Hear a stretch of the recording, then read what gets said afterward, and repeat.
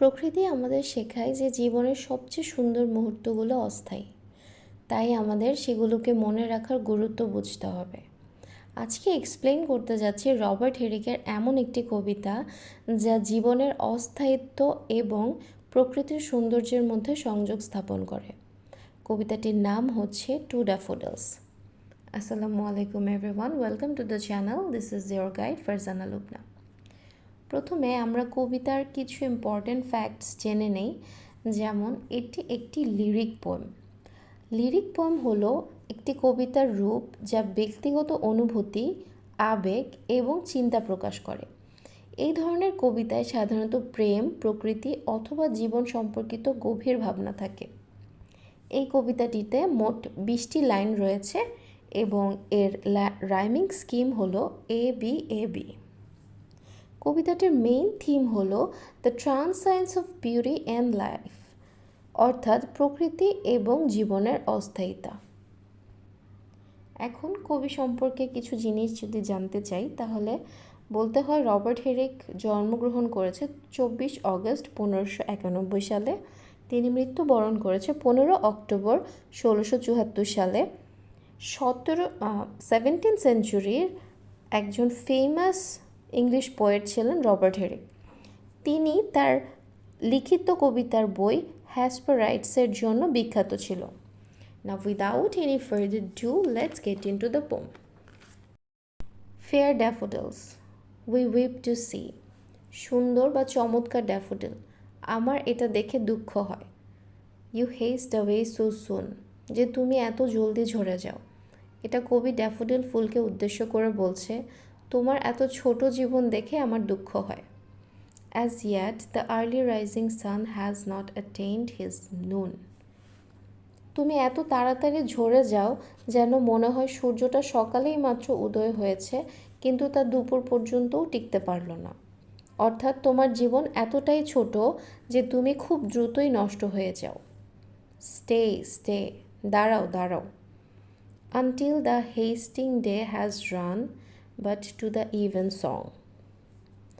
এই দ্রুতগামী দিনটা শেষ হওয়া পর্যন্ত এবং ইভিনিংয়ের যে প্রার্থনা হয় সেই পর্যন্ত অপেক্ষা করো, ঝরে পড়ো না। And having prayed together, we will go with you along.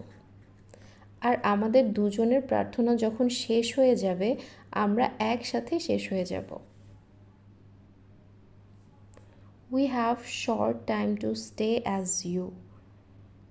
We have as short as spring. আমাদের সময়ও খুব সংক্ষিপ্ত, ঠিক বসন্তের মতো। আমার হাতেও খুব বেশি সময় নেই, ঠিক তোমার মতো আমার সময়ও কম। এরপর আমিও মারা যাব। বসন্ত যেমন একটা সার্টেন পিরিয়ড অফ টাইমে শেষ হয়ে যায়, তেমন কবি বলছে যে তার জীবনটাও খুব সংক্ষিপ্ত, খুব বেশি সময় তার হাতেও নেই। আর এখানে বসন্ত ইন্ডিকেট করছে মানুষের যৌবন। As quick a growth to meet decay. আর যখন আমাদের সময় শেষ হয়ে যাবে, যখন আমরা বুড়া হয়ে যাব বা মারা যাব, তখন আমাদের শরীরও নিশ্চিহ্ন হয়ে যাবে। অ্যাজ ইউ অর এনিথিং, ঠিক তোমার মতন বা অন্য যে কোনো কিছুর মতন, আমরা কেউই চিরকাল বেঁচে থাকব না। As we die, as your hours do and dry away.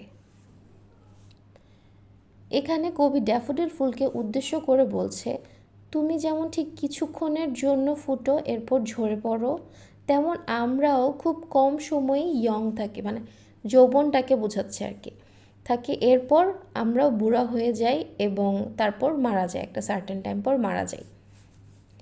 Like to the summer's rain, ঠিক গ্রীষ্মকালের বৃষ্টির মতন। গ্রীষ্মকালে যখন বৃষ্টি হয়, খুব কম সময়ের জন্য বৃষ্টি হয়, ঠিক আমাদের যৌবনটাও গ্রীষ্মকালের বৃষ্টির মতন। Or as the pearls of morning stew, বা সকালের শিশির বিন্দুর মতো, যা দেখতে একদম পার্লের মতো বা মতির মতো। অর